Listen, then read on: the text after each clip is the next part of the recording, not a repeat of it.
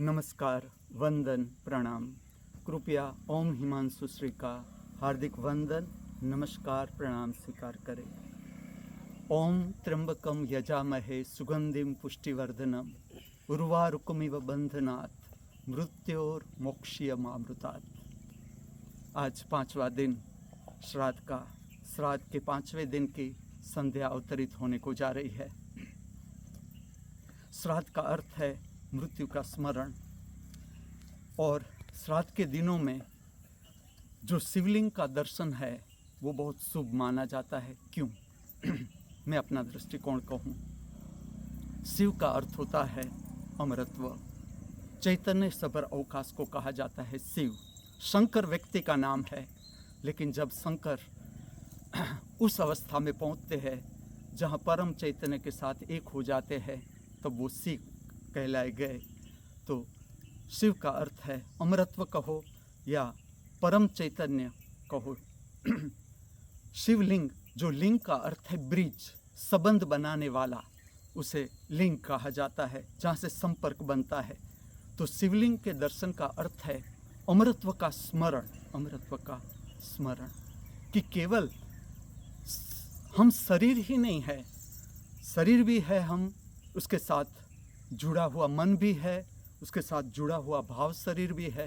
लेकिन जैसे शरीर समाप्त हो जाता है, ये सब कुछ समाप्त हो जाता है।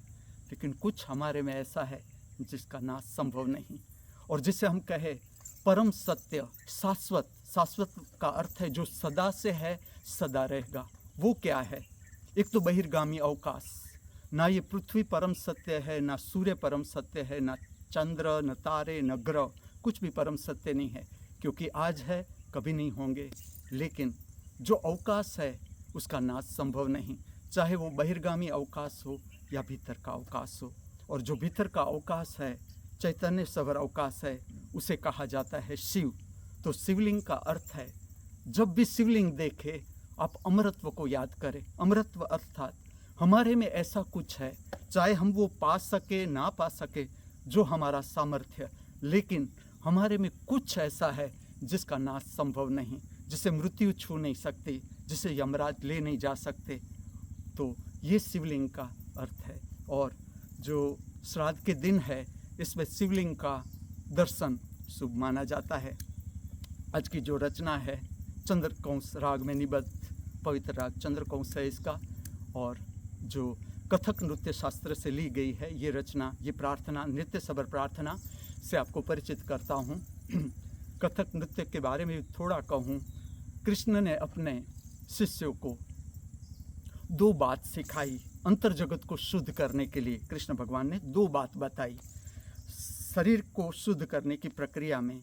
एक थी थिरकन, 2 पैरों से शरीर को हिलाना, और दूसरा था वर्तुलाकार घूमना, गोल घूमना।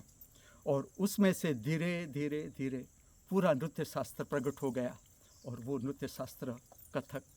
तो कथक नृत्य शास्त्र पर आधारित एक शिव की अद्भुत रचना मैं आपके समक्ष प्रकट करने को जा रहा हूँ, और आपको उस रचना के संपर्क में ला रहा हूँ। इस तरह से रचना है। डिम डिम डमरू बाजे, डिम डिम डमरू बाजे, नाचत गावत भोले शिव, नाचत गावत भोले शिव। इस तरह की रचना है। आज आप देखोगे तो कोई शरीर पर श्रृंगार नहीं। इसका गूढ़ार्थ ये है, नृत्य सुदर्शनम प्रक्रिया की ये भी श्रृंगार संबंधित एक आध्यात्मिक प्रक्रिया है, जिसमें श्रृंगार धारण नहीं किया जाता। और इसमें जो गूढ़ार्थ है, या जिसे हम कहें कि एक मैसेज है, वो ये है कि शरीर स्वयं ही एक अलंकार है, गहना है आत्मा का, और गहने की क्या ज़रूरत।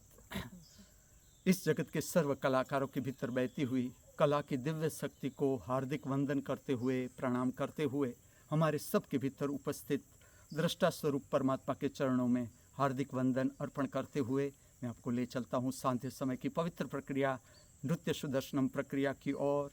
मन को विश्राम दे, शांति से जस्ट वॉच, उसका निरीक्षण करे, दर्शन करे। अस्तु।